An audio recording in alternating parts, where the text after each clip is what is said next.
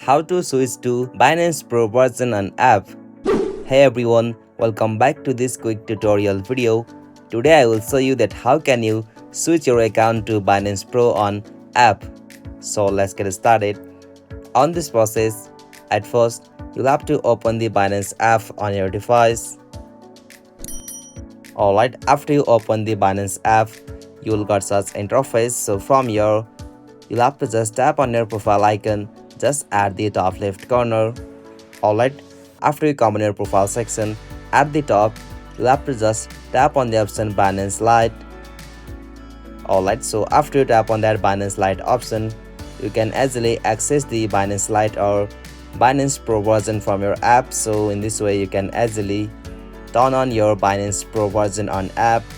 Hope you found this video helpful to you, and please don't forget to subscribe our YouTube channel for more quick and short tutorial like this.